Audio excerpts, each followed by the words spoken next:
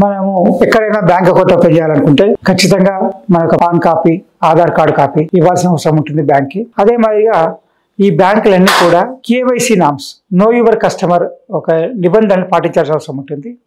ఈ కేవైసీ నిబంధనలన్నింటి కూడా బ్యాంకులన్నింటినీ రెగ్యులేట్ చేసే రిజర్వ్ బ్యాంక్ అనే మన భారత రిజర్వ్ బ్యాంక్ అనేది ఒక బ్యాంకులకు సంబంధించిన వ్యవహారాలన్నింటి కూడా రెగ్యులేట్ చేస్తుంది. అయితే ఈ కేవైసీ నామ్స్లో ఈ మధ్య కొత్తగా వచ్చిన ఫిన్టెక్ కంపెనీస్, అంటే ఫిన్టెక్ కంపెనీస్ ఏవైతే ఉంటాయో డిపాజిట్ సర్వీసెస్ కానీ, ఇన్సూరెన్స్ సర్వీసెస్ కానీ, మ్యూచువల్ ఫండ్ సర్వీసెస్ కానీ, డిజిటల్ పేమెంట్ సర్వీసెస్ కానీ, డిజిటల్ ఈ కామర్స్ కంపెనీస్ కానీ, కొన్ని స్మాల్ లెండింగ్స్ కానీ, చిన్న చిన్న మొత్తాలు అప్పులు ఇచ్చే సంస్థలు కానీ, టెంపరీ లోన్స్ ఇచ్చే సంస్థలు కానీ, తర్వాత టెంపరీగా పర్సనల్ లోన్స్ ఇచ్చే సంస్థలు, చిన్న అమౌంట్ లోన్స్ ఇచ్చే సంస్థలు కానీ ఈ యొక్క కేవైసీ నిబంధన సరిగా పాటించట్లేదు అని రిజర్వ్ బ్యాంకు ఒక వెరిఫికేషన్ మొదలుపెట్టింది. దాని ప్రకారం ఏమందంటే ప్రతి ఫిన్టెక్ కంపెనీ, ఆ స్టార్టప్ కావచ్చు, ప్రస్తుత సంస్థ కావచ్చు, బ్యాంకులు కావచ్చు, ఎవరైనా కానీ ఖచ్చితంగా know your customer KYC norms పాటించాలి అని చెప్పని రిజర్వ్ బ్యాంక్ కఠినమైన ఆదేశాలని అన్ని బ్యాంకులకి, ఫిన్టెక్ కంపెనీస్కి ఇవ్వడం జరిగింది. ముఖ్యంగా ఏంటంటే ఈ ఫిన్టెక్ కంపెనీస్ వ్యాపారాన్ని అభివృద్ధి చేసుకునే ఉద్దేశంతో కొత్తగా వచ్చిన బ్యాంక్స్ కానీ, చిన్న బ్యాంక్స్ కానీ వ్యాపారాన్ని తమ యొక్క వ్యాపారం తొందరగా కొన్నిసార్లు కేవైసీ నామ్స్ని సరిగా పాటించకపోవడం, నిబంధనలు పాటించకపోవడం చేసే అవకాశం ఉంది అని చెప్పి రిజర్వ్ బ్యాంకు భావించడం జరుగుతుంది. అదేవిధంగా ఈ లోన్స్, ఈ గోల్డ్ లోన్స్ కానీ, వెహికల్ లోన్స్ కానీ ఇచ్చేటప్పుడు ఆ కేవైసీ నామ్స్ ఫాలో కాకపోవడము, ఎస్పెషల్లీ గోల్డ్ లోన్ సెక్యూరిటీ విషయానికి వచ్చేసరికి ఇప్పుడు గోల్డ్ లోన్ సెక్యూరిటీ అంటే బంగారం తనఖా పెట్టి లోన్ తీసుకునే వాళ్ళు నిజంగా బంగారం వాళ్ళేదైనా, వాళ్ళ ఓనర్షిప్ యజమానులు వాళ్ళేనా, లేకపోతే వేరే ఇతరుల యొక్క బంగారాన్ని తాకట్టు పెడుతున్నారన్న విషయాలు కూడా తెలుసుకోవాల్సిన అవసరం ఉందని, ఇలాంటి విషయాల్లో కూడా కేవైసీ నిబంధనలు పాటించాలని చెప్పని రిజర్వ్ బ్యాంకు అన్ని కంపెనీస్కి అన్ని బ్యాంకులకు ఫిన్టెక్ కంపెనీ ఆదాయం జరిగింది. ఎస్పెషల్లీ ఫిన్టెక్ కంపెనీస్కు తమ యొక్క కస్టమర్స్ పెంచుకోవడానికి, చిన్న బ్యాంకులకు, కొత్తగా వచ్చిన బ్యాంకులకు ఆర్థిక మేనేజ్మెంట్ సపోర్ట్ చేయడానికి, కస్టమర్ బేస్ సపోర్ట్ చేయడానికి, డిపాజిట్స్ ఎంకరేజ్ చేయడానికి, సపోర్ట్ చేయడానికి కొన్ని పద్ధతులు అవలంబించి తర్వాత దాని ప్రకారం కొత్త వినియోగదారులను ఆకట్టుకోవడం చేస్తుంటాయి అన్నమాట. అయితే దీని ద్వారా చిన్న బ్యాంకులకు కానీ, కొత్తగా వచ్చిన బ్యాంకులకు కానీ వ్యాపారం పెరిగే అవకాశం ఉంది. కానీ కేవైసీ నామ్స్కి వచ్చేసరికల్లా ఒకే వ్యక్తి పైన ఎన్నో లోన్ అకౌంట్స్ ఉండటం, ఒకటే పాన్ కార్డ్ పైన ఎన్నో లోన్స్ ఇవ్వడం అనే కొన్ని సందర్భాలు రిజర్వ్ బ్యాంక్ చూసిందని, దాని ప్రకారము అందుకని రిజర్వ్ బ్యాంకు ఎట్టి పరిస్థితుల్లో కూడా కేవైసీ నామ్స్ని ఖచ్చితంగా పాటించాల్సిందే అని అన్ని బ్యాంకులకి, ఫిన్టెక్ కంపెనీస్కి రిజర్వ్ బ్యాంక్ ఆదేశించడం జరిగింది. దానికి తోడుగా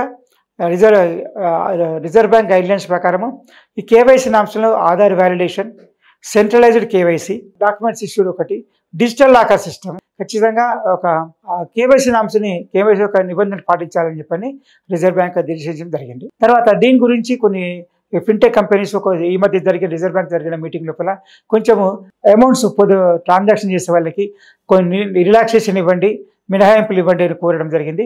కానీ దానికి రిజర్వ్ బ్యాంక్ ససమీరా అంటూ ఎలాంటి రిలాక్సేషన్ ఉండవు, ఎంత చిన్న అమౌంట్ అయినా పెద్ద అమౌంట్ అయినా కానీ నువ్వు కేవైసీ నామ్స్ పాటించాల్సిందే అని చెప్పి ఖచ్చితంగా కంపెనీస్కి నిర్దేశించడం జరిగింది. ఇలాంటి విషయంలో ఈ కేవైసీ నామ్స్ విషయంలో ఎలాంటి కాంప్రమైజ్ ఉండదు.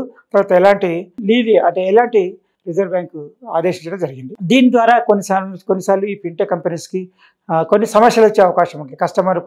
కస్టమర్ ఏదైతే వినియోగదారులు, డిపాజిటర్ కానీ, బారోవర్ కానీ కొన్నిసార్లు అసహనం ఫీల్ అయ్యే అవకాశం ఉంటుంది, అన్కంఫర్టబుల్ ఫీల్ అయ్యే అవకాశం ఉంటుంది. కాబట్టి దాన్ని ఆలోచించి కొన్ని సమస్యలు వచ్చే అవకాశం ఉందని రిజర్వ్ బ్యాంక్ కోరడం జరిగింది. అయినా రిజర్వ్ బ్యాంక్ ఒప్పుకోకుండా రిజర్వ్ బ్యాంక్ ఖచ్చితంగా ఈ యొక్క కేవైసీ నామ్స్ ఫాలో అవ్వాల్సిందే అని నిర్దేశించడం జరిగింది. ఇంకొక ఫస్ట్ లాక్ డిఫాల్ట్ గ్యారంటీ, అంటే ఈ ఫస్ట్ లాక్ డిఫాల్ట్ గ్యారంటీ విషయంలో కూడా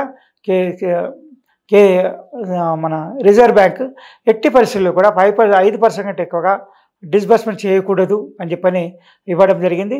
అంటే లాస్ట్ డిఫాల్ట్ గ్యారంటీ అనే ఒక పద్ధతి ప్రకారము ఒక డిఫాల్టర్స్కి లోన్ ఇవ్వాలా, ఎలా ఇవ్వాలి, ఎంత ఇవ్వాలి అనే విషయంలో కూడా దాని ప్రకారము ఒక గైడ్లైన్స్ ఫ్రేమ్ చేయాలని చెప్పని రిజర్వ్ బ్యాంకు ఈ ఫిన్టెక్ కంపెనీ సూచించడం జరిగింది. మళ్ళీ తర్వాత అదే మాదిరిగా షార్ట్ టర్మ్ లోన్స్, అంటే 2 months, 3 months, 5 months, 6 months, 6 నెలల లోన్లో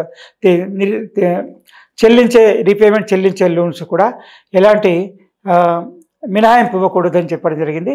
దానికి తోడుగా ఎసెట్ అండర్ మేనేజ్మెంట్ అనేది కూడా ఆ విషయంలో కూడా ఎసెట్ అండర్ మేనేజ్మెంట్ కంపెనీస్ కూడా ఎలాంటి రిలాక్సేషన్ ఇవ్వకుండా కేవైసీని ఖచ్చితంగా పాటించాల్సిందే అని చెప్పని కోరడం జరిగింది.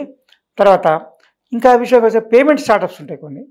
ఓన్లీ పేమెంట్ స్టార్టప్స్ మన డిజిటల్ పేమెంట్స్లో పేటీఎం కానీ, లేకపోతే అమెజాన్ కానీ, లేకపోతే గూగుల్ పే కానీ, పేమెంట్స్ కంపెనీస్ కూడా ఖచ్చితంగా కేవైసీ నామ్స్ ఫాలో కావాల్సిందే అని కోరడం జరిగింది. అంటే దేన్ని ఎందుకు అంటుందంటే కేవైసీ నామ్స్లో రిజర్వ్ బ్యాంక్ కేవైసీ నిబంధన ఇంత కట్టంగా ఉండాలని ఎందుకంటుందంటే డూప్లికేషన్ కాకూడదు, తర్వాత అన్‌కంట్రోల్డ్‌గా ఉండకూడదు, మల్టిపుల్ లెండింగ్ ఉండకూడదు, తర్వాత అన్‌అకౌంటెడ్ ట్రాన్సాక్షన్ ఉండకూడదు. ఈ యొక్క ట్రాన్స్పరెంట్‌గా ఉండాలి. ప్రతి ఒక్క వ్యక్తి యొక్క ఆర్థిక వ్యవహారాలన్నీ బ్యాంక్ ద్వారా జరిగే ట్రాన్సాక్షన్స్ అన్ని కూడా ట్రాన్స్పరెంట్‌గా ఉండాలి, పారదర్శకంగా ఉండాలి అని చెప్పిన ఉద్దేశంతో మళ్ళీ ప్రభుత్వానికి వచ్చే ట్యాక్స్ విషయంలో కానీ ఎలాంటి ఇబ్బంది ట్యాక్స్ విషయంలో కూడా ఎలాంటి వచ్చే ట్యాక్స్ రావాలి అనే విధంగా ఈ యొక్క ఫిన్టెక్ కంపెనీస్ కానీ, బ్యాంక్స్ కానీ, ప్రైవేట్ సెక్టర్ బ్యాంక్స్ కానీ, పబ్లిక్ సెక్టర్ బ్యాంక్స్ కానీ కేవైసీ నిబంధనలు పాటించాల్సిందే చెప్పడం జరిగింది. అదే మరి పేమెంట్ యాప్స్ కూడా స్టార్టప్ పేమెంట్ యాప్స్ కూడా ఖచ్చితంగా ఈ యొక్క కేవైసీ నామ్స్ని పాటించాల్సిందే రిజర్వ్ బ్యాంక్ నిర్దేశించడం జరిగింది. దీని ప్రకారము అంటే మాకు అంటే దీని ప్రకారం ఏం తెలుస్తుందంటే రిజర్వ్ బ్యాంకు కొన్ని సందర్భాలు చూసి ఉండొచ్చు. ఒకే వ్యక్తి పైన ఒకే పాన్ కార్డు, ఒకే ఆధార్ కార్డు పైన కొన్ని ఒకటి కంటే ఎక్కువగా అంటే 5 కానీ, 10 కానీ, 15, 100 కానీ, 50 కానీ అకౌంట్స్ ఓపెన్ అయి ఉంటుంది. దానిపైన లోన్ ఇచ్చే ఉంటారు, డిపాజిట్ తీసుకొని ఉంటారు, అనే అకౌంట్ ట్రాన్సాక్షన్ జరిగి ఉంటుంది అనే వ్యవహారం తెలిసి ఉంటుంది. కాబట్టి ఏదైనా కానీ ప్రభుత్వము యొక్క ఆర్థిక భారతీయుల యొక్క ఆర్థిక వ్యవహారాలన్నింటినీ కూడా రిజర్వ్ బ్యాంకుల ద్వారా ఫిన్టెక్ కంపెనీస్ ద్వారా రెగ్యులేట్ చేయడం, మానిటర్ చేయడము, తర్వాత సరియైన పద్ధతిలో జరిగే విధంగా చూడటం అనేది కూడా చేస్తుంది. అంటే ఈ విషయంలో కేంద్ర ప్రభుత్వం రిజర్వ్ బ్యాంక్కి అవసరమైన ఆదేశాలు ఇవ్వడము, ఆ రిజర్వ్ బ్యాంక్ ఆదేశం అమలుపరిచే విధంగా బ్యాంకులు ఫిన్టెక్ కంపెనీస్ అమలుపరిచే విధంగా చేయడము, ఒక విధంగా కంప్లీట్ రెగ్యులేటరీ మెకానిజం అనేది టోటల్ యాక్టివ్లోకి ఉంది. ఆ యొక్క యాక్టివ్నెస్ ఉండడం మంచిదే. ఎందుకంటే అన్‌కంట్రోల్డ్‌గా కానీ పారదర్శకత లేకపోవడం కానీ ఖచ్చితంగా అనర్థాలకు దారితీసే అవకాశం ఉంటాయి. కాబట్టి అలాంటి అనర్థాలకు ఉండకుండా అంటే prevention is better than cure. ఇలాంటివన్నిటి కూడా సమస్య రాకుండా చూడడానికి సమస్య వచ్చింది తట్టుకోవడం కష్టమవుతుంది. కాబట్టి చేయడం అనేది రిజర్వ్ బ్యాంకు ఒక బాధ్యతగా తనకు బాధ్యతమైన ఆదేశాలు ఇవ్వడం జరిగింది.